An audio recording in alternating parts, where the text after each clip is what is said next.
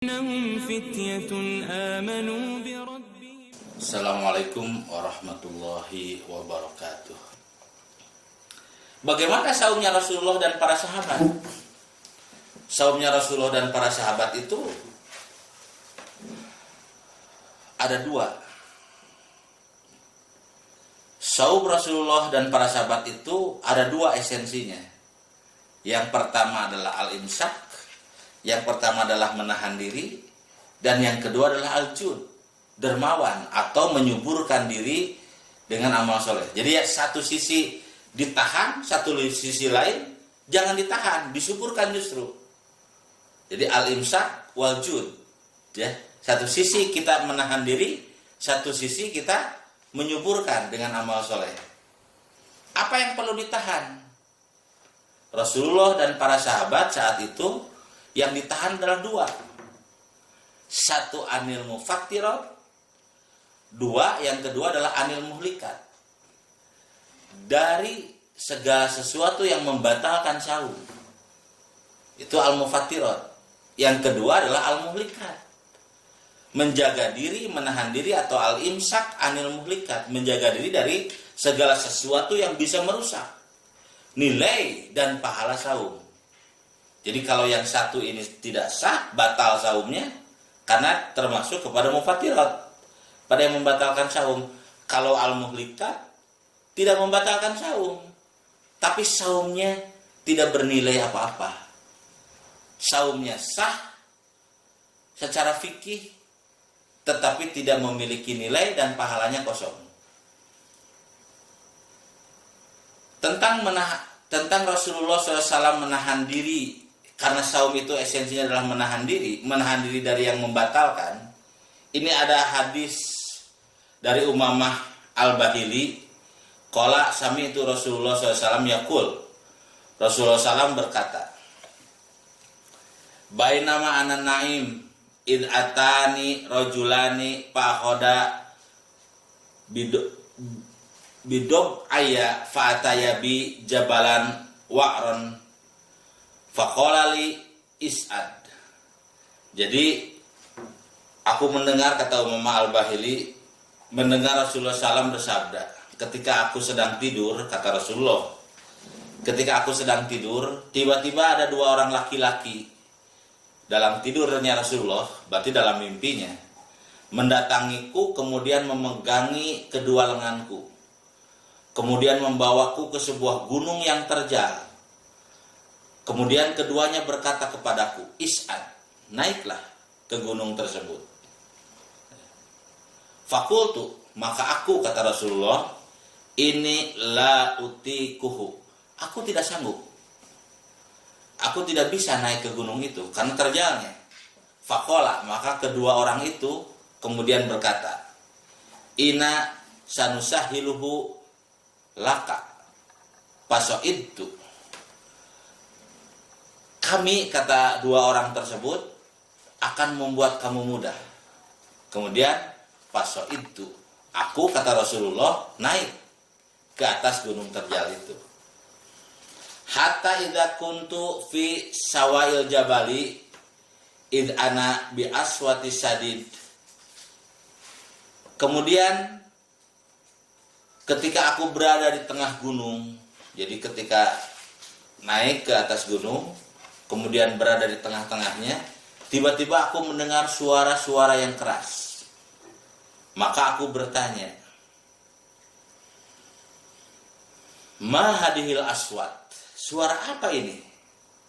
Qalu hada wa'u ahlin nar, ini adalah teriakan, jeritan penduduk neraka. Jadi Rasul disuruh naik, setelah naik di tengah perjalanan ke puncak, kemudian mendengarkan suara-suara teriakan yang memekikkan telinga. Kemudian Rasul bertanya, suara apa ini? Kedua orang itu kemudian menjawab, itu adalah suara-suara atau teriakan, jeritan orang-orang yang ada di dalam neraka. Suman tulikobi faida ana biqaumin mu'allakin. Kemudian aku dibawa. Tiba-tiba aku melihat sekelompok orang tergantung terbalik dengan urat-urat kaki mereka di sebelah atas. Ujung-ujung mulut mereka sobek mengalirkan darah. Jadi Rasulullah dibawa makin jauh, kemudian tiba-tiba melihat. Kalau tadi mendengar teriakan, suara-suara, kemudian sekarang melihat. Ada orang-orang yang digantung oleh Allah dengan kaki di atas.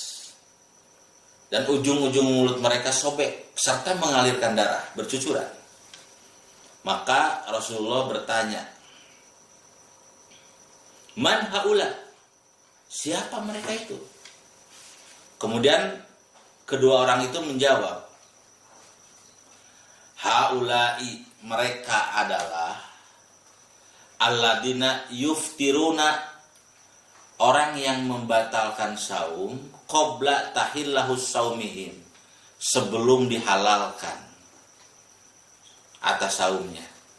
Jadi ketika makin ke atas, Rasul melihat ada orang digantung, orang-orang bukan satu orang, digantung dengan kaki di atas, kemudian kepala di bawah, mulut wajahnya berdarah-darah, mulutnya sobek, kemudian darahnya mengalir. Kemudian Rasulullah mengatakan, "Siapa mereka?" Maka malaikat menjawab, "Mereka adalah orang yang membatalkan saum sebelum waktunya." Jadi berdasarkan hadis ini hadis riwayat Nasa'i, nomor hadis 3273 dan lain-lain lah, Ibnu Hibban, Ibnu Huzaimah, Al-Baihaqi, Al-Hakim atau Tabrani. Bahkan Al-Hakim mengatakan hadis ini sahih. Jadi berdasarkan hadis ini, saum itu harus menahan diri. Kalau belum waktunya jangan membatalkan. Dan waktu batal saum itu adalah karena saum itu wajibnya adalah dari mulai tulu'il fajr, dari mulai subuh sampai maghrib. Maka kita harus al-imsak, kita harus menjaga diri, menahan diri anil mufattirat, dari segala yang membatalkan. Menahan diri dari makan, menahan diri dari minum, menahan diri dari berjima. Selama dari subuh sampai maghrib. Nah, kalau orang tersebut tidak bisa menahan diri, maka dalam hadis ini digambarkan dalam mimpinya Rasulullah, dan mimpi Rasulullah itu adalah benar atau wahyu, maka orang-orang yang membatalkan diri sebelum waktunya yang dihalalkan, maka dia akan digantung. Gambarannya seperti orang yang digantung dengan terbalik, dengan kaki di atas dan kepala di bawah, dengan wajah yang berlumuran darah, dengan mulut yang sobek dan mengucur darah di setiap waktu. Artinya bahwa saum itu harus menahan diri dari segala yang membatalkan saum, dari makan, minum, dan berjima, berhubungan seksual suami dengan istri dari siang hari, selama siang hari, dari subuh sampai maghrib. Kalau itu dilanggar, maka batal saumnya, tidak sah saumnya, tidak ada saumnya. Itu yang pertama. Tetapi Rasulullah SAW dan para sahabat bukan hanya menahan diri anil mufattirat, bukan hanya al-imsak anil mufattirat, tapi al-imsak anil muhlikat, menahan diri dari segala sesuatu yang bisa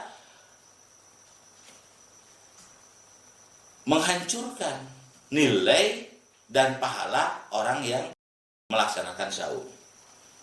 Rasulullah SAW bersabda, "Ruba shaimin laisa lahu min siyamihi ilal ju' wa ruba qaimin laisa lahu min qiyamihi ilas sahar." Hadis riwayat Ibnu Hibban, nomor hadis 1690. An-Nasai, Ahmad dan Ad-Darimi. Rasul mengatakan, "Ruba shaimin laisa lahu min siyamihi ilal ju'." Betapa banyak orang yang saum tapi dia tidak mendapatkan apa-apa dari saumnya, tidak mendapatkan pahala dari saumnya, tidak bernilai saumnya selain hanya lapar. Dan banyak orang yang melaksanakan sholat malam, dia tidak mendapatkan selain sahar, hanya begadang saja. Yang perlu digarisbawahi adalah di saumnya ini. Banyak orang yang saum tapi tidak tersisa dari saumnya kecuali hanya lapar saja. Jadi dia bisa menahan diri dari makan atau menahan diri dari segala yang membatalkan, tapi tidak bisa menahan diri dari yang menghanguskan saum itu. Sehingga kata Rasulullah, pahalanya hanya lapar saja. Bahwa saumnya sah, tapi pahalanya hanya lapar saja. Nilai saumnya rusak. Dalam hadis lain, ruba so'imin, Rasul bersabda, ruba so'imin haduhu min syami ilal juwalatos.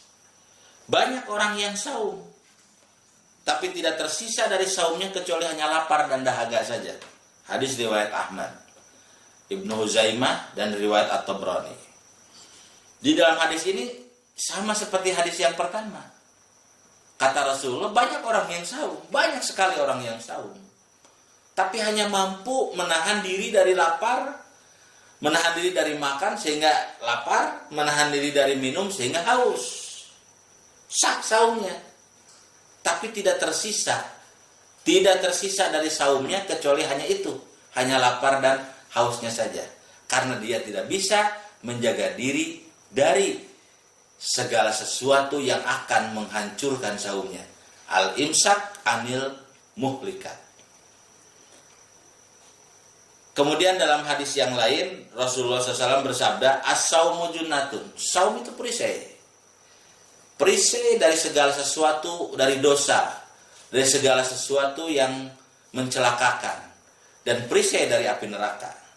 Malam yakhrikha, selama tidak dihancurkan, selama tidak dirusak. Qala Abu Muhammad berkata, yang dimaksud dengan yang merusak itu yakni al-ghibah. Jadi saum adalah perisai dari neraka, malam yakhrikha, selama tidak dihancurkan, selama tidak dibakar, selama tidak dirusak. Ya. Dan yang dimaksud dengan yang merusak itu, kata Abu Muhammad, adalah al-ghibah, yaitu bergibah, membicarakan keburukan orang lain, atau menggosip, menceritakan keburukan orang lain. Ini hadis riwayat An-Nasai, Ibnu Abi Syaibah, dan Ad-Darimi. Hadis lainnya, Rasulullah bersabda, man lam yada qaula zur wal amali bihi falaisa lillahi hajatun fi ayyada at'amahu wa syarabahu. Barang siapa yang tidak bisa meninggalkan perkataan dusta dan perbuatan dusta, maka Allah tidak butuh dia dalam meninggalkan makanan dan minumnya. Hadis riwayat Bukhari nomor hadis 1804. Jadi Rasul mengatakan, barang siapa yang tidak bisa meninggalkan dusta, dan barang siapa yang belum bisa meninggalkan perbuatan dusta,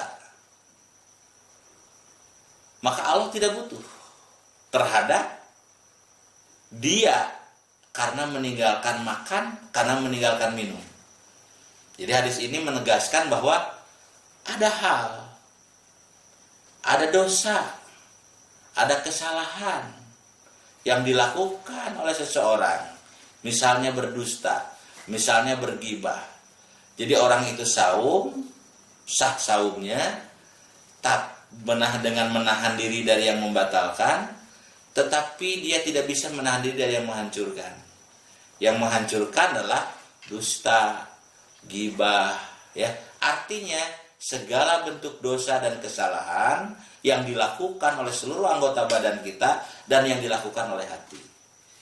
Jadi yang mencelakakan, yang membuat hancurnya nilai pahala dari orang yang melaksanakan saum adalah segala bentuk kesalahan, segala bentuk dosa, segala bentuk kemaksiatan yang dilakukan oleh anggota badannya, oleh matanya, oleh telinganya, oleh bibirnya, oleh tangan dan kakinya, dan oleh seluruh anggota badannya, dan oleh hati dan pikirannya. Dosa-dosa itu akan menghancurkan nilai saum.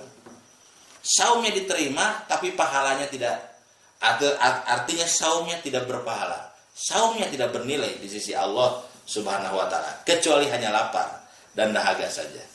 Sahabat-sahabat sekalian, Jadi saum itu harus dua al-imsaknya. Satu dari yang membatalkan, dan yang kedua dari yang menghancurkan nilai-nilai saum. Menahan diri dari makan, minum, dan berjima selama dari mulai subuh sampai maghrib, selama siang, dan menahan diri dari perbuatan dosa. Ini akan menghancurkan nilai saum selama yaumin walailatin, siang dan malam. Jadi bedanya itu siang malam. Siangnya kita tahan diri kita, kendalikan diri kita, walaupun peluang ada, itu yang dimaksud ditahan itu.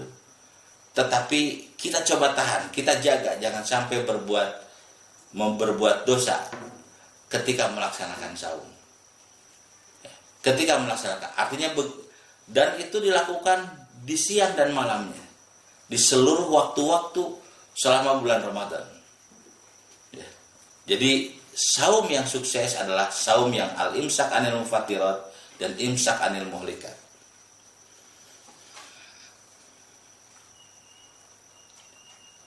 Oleh karena itu maka saum bukan hanya dilakukan oleh perut. Bukan yang saumnya itu bukan hanya perut, dan yang saumnya bukan hanya parji atau kemaluan. Tapi matanya ikut saum dengan tidak melihat hal-hal yang menimbulkan syahwat, yang membuatnya menjadi berdosa. Lisannya ikut saum. Dia tidak bicara tanpa arah, bicara ngalor ngidul, bicara kesana kemari.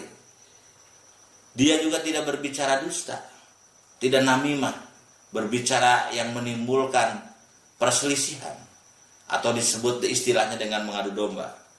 Dia tidak gibah, dia tidak membicarakan kejelekan orang lain, dia tidak berbicara kasar, berbicara jorok yang menjurus kepada seks, bersaksi, membuat kesaksian palsu.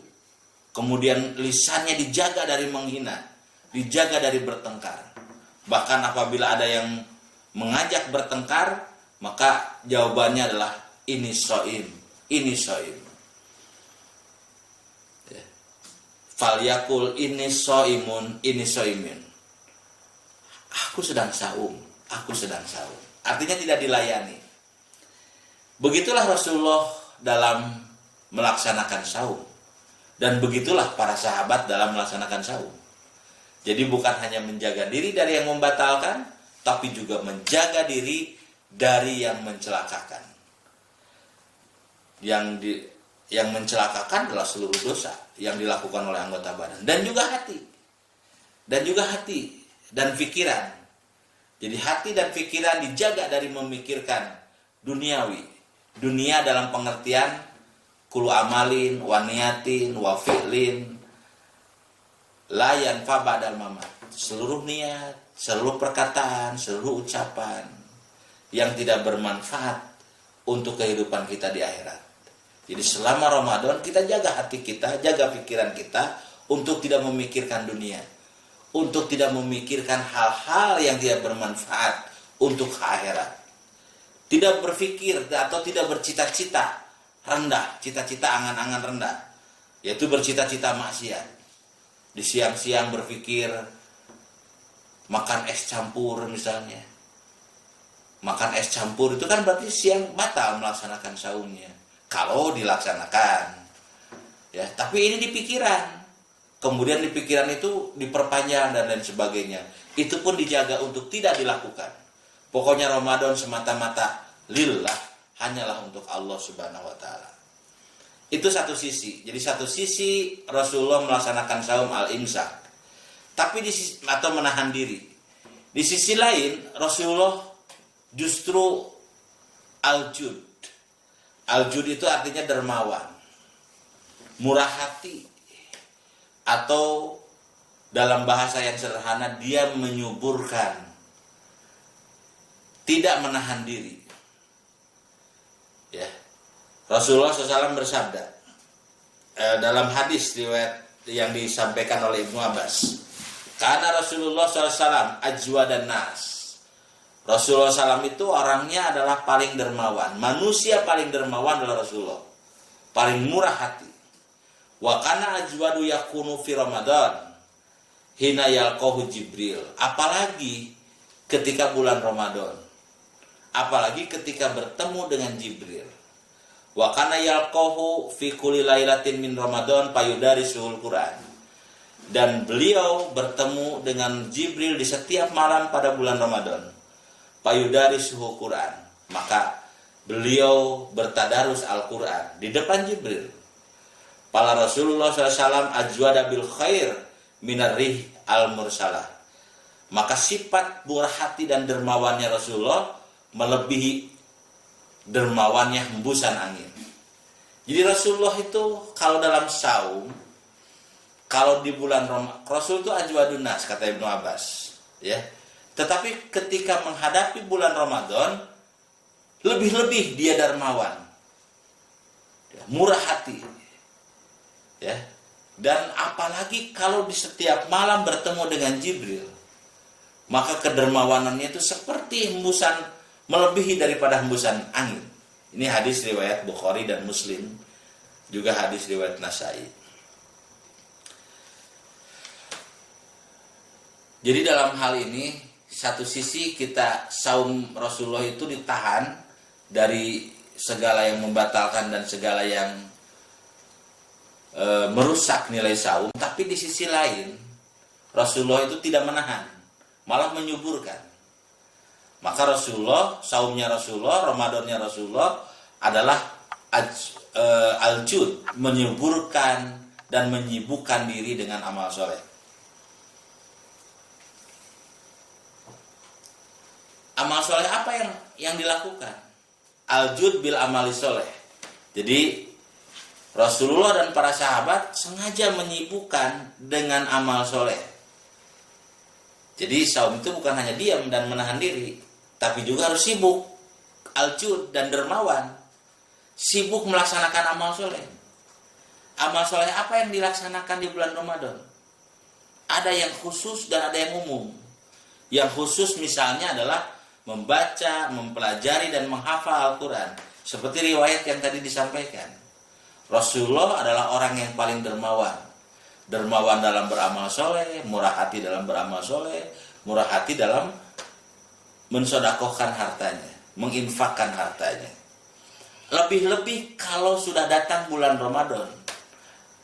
Kalau sudah datang bulan Ramadan, maka lebih meningkat lagi kedermawanannya, lebih besar lagi, lebih sibuk lagi Rasulullah melakukan amal soleh. Ya. Di antara amal soleh yang disibukkan Rasulullah adalah payudarisuhul Quran. Rasulullah bertadarus Quran.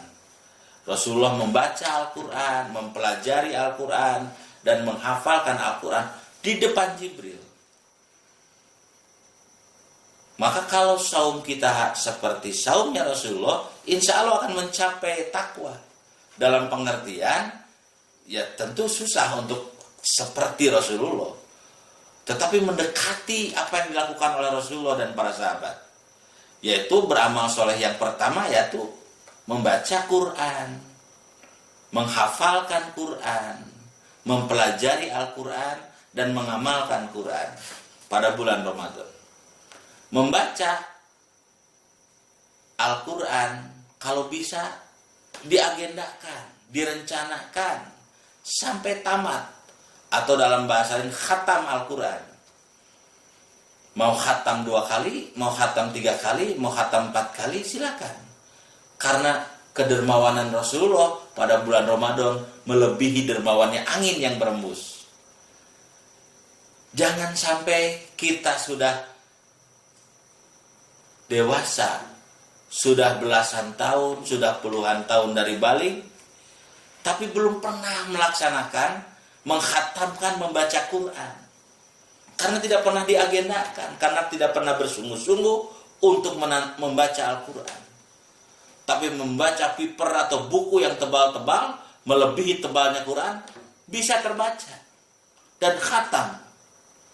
Tapi ironis sekali umat Islam, kalau kemudian tidak pernah selama hidupnya menamatkan membaca Al-Quran, khatam Quran.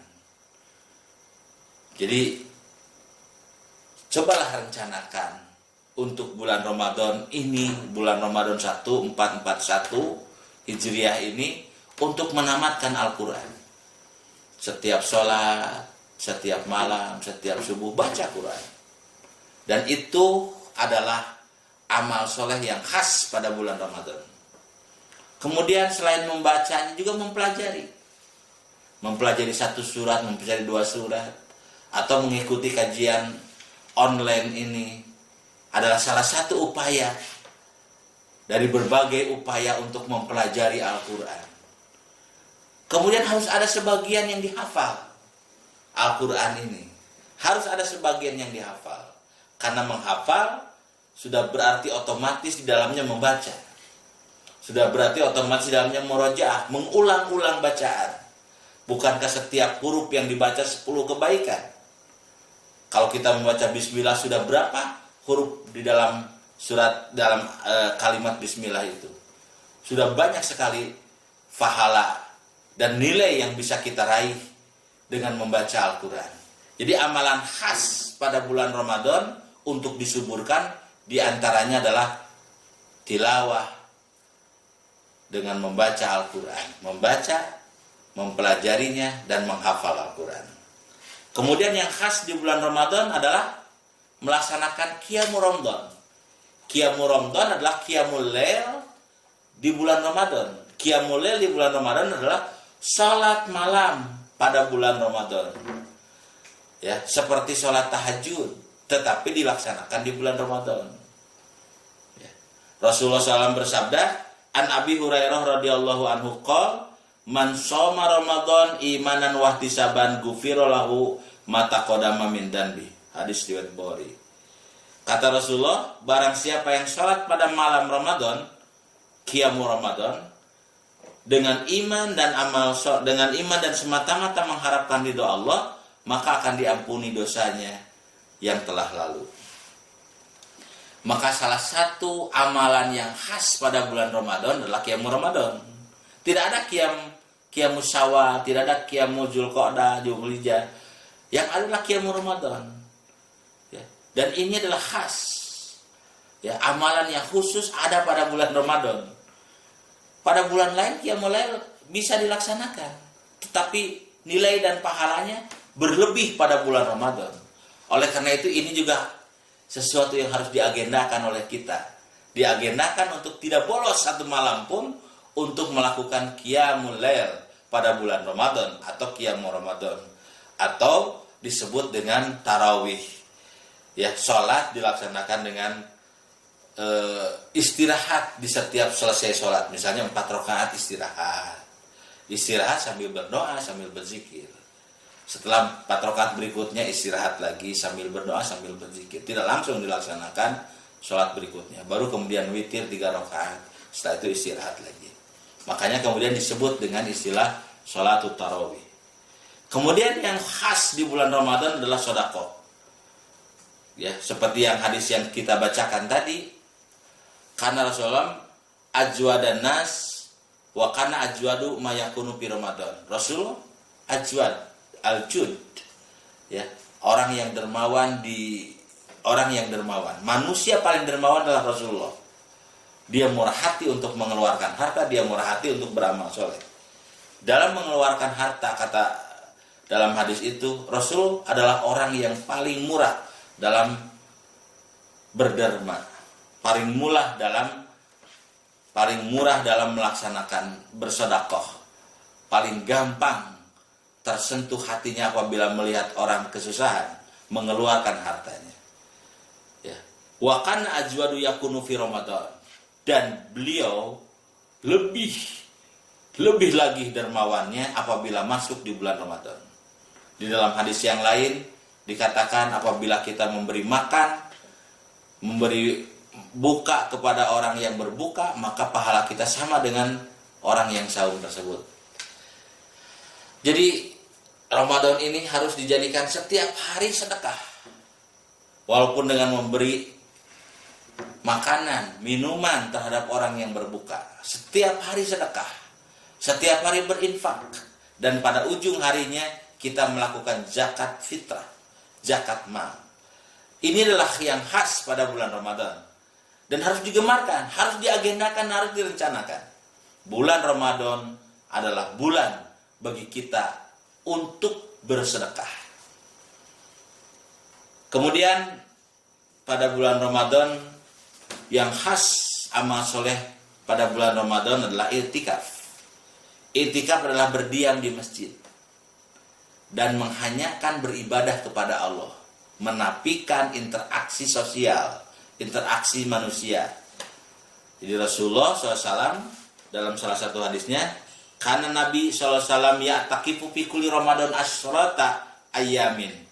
Keadaan Nabi beritikaf pada setiap bulan Ramadan 10 hari terakhir. Falamak kanal am ala dikubido fihi i'takafa ishrina yauman.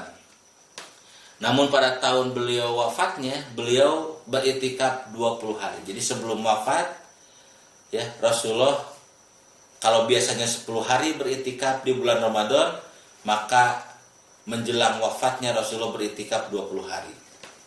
Itikaf itu berdiam di masjid dan menghanyakan beribadah kepada Allah, ya, dan tidak boleh berinteraksi dengan manusia, tidak boleh berkomunikasi dengan manusia dengan komunikasi duniawi, ya, hanya menghanyakan beribadah kepada Allah Subhanahu wa Ta'ala.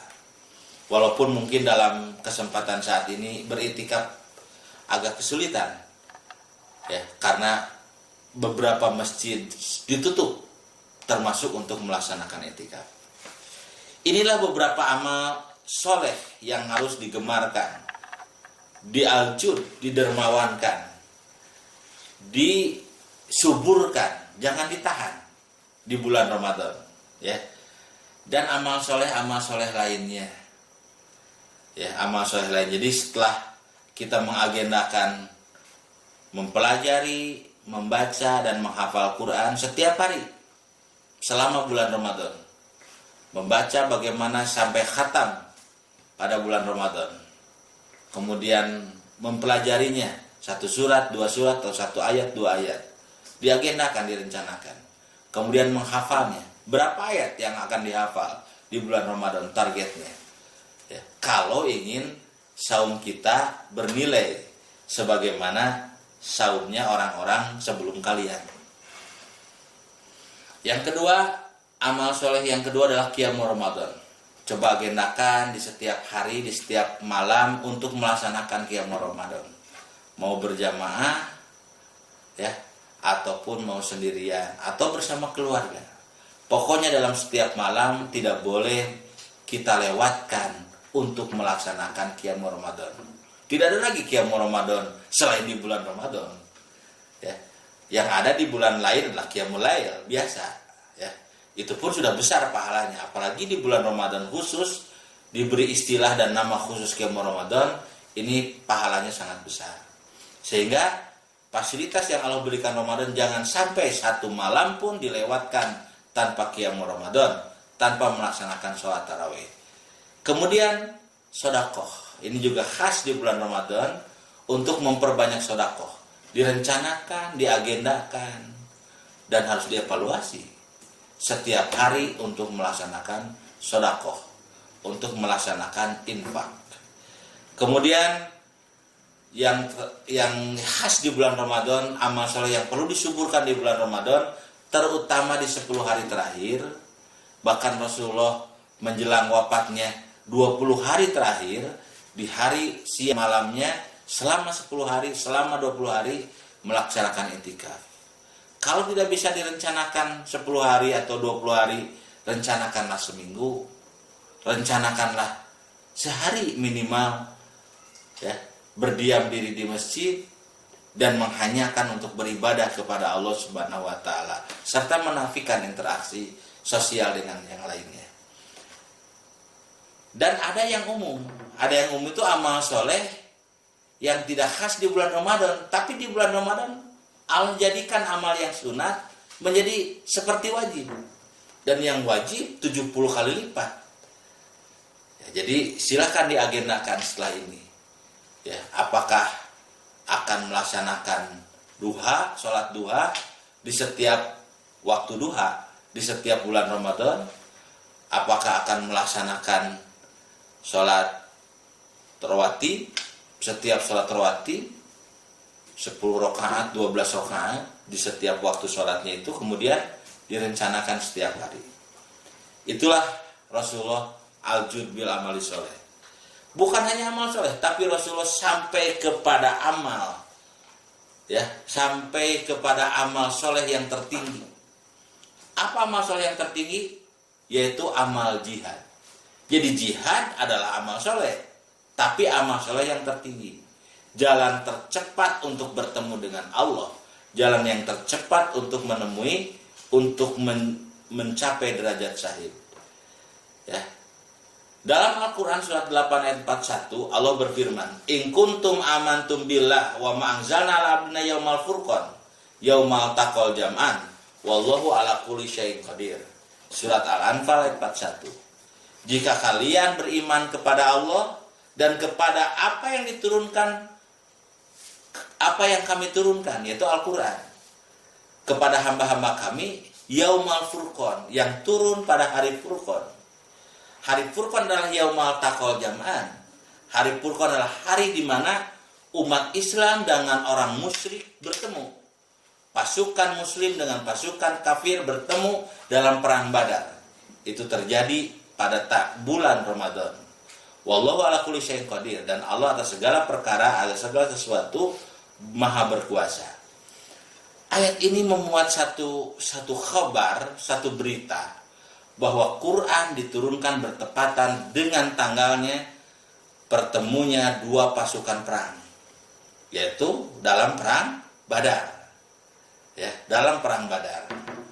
Hanya bermasalahan tanggalnya yang berbeda-beda tentang nuzul Quran kepada hambanya, kepada Nabi Muhammad. Ada yang mengatakan tanggal 17 Ramadan, ada yang mengatakan tanggal 24 Ramadan. Tetapi terjadi pada bulan Ramadan. Ini menunjukkan bahwa bulan Ramadan memang bulannya untuk berjihad. Maka kemudian Rasulullah SAW menyengajakan diri untuk merencanakan dan melaksanakan jihad pada bulan Ramadan. Perang Badar terjadi pada bulan jihad. Kemudian perang-perang pasca Uhud terjadi juga pada bulan Ramadan. Futuh Mekah terjadi pada bulan Ramadan. Dan orang-orang soleh, umat-umat Islam setelah Rasulullah menjadikan Ramadan sebagai bulan jihad. Sehingga di sini kita simpulkan bahwa Ramadan bukan hanya al-jud bil amali soleh, tapi al-jud bil amalil jihad. Amal soleh juga jihad itu, tetapi amal soleh tingkat tertinggi.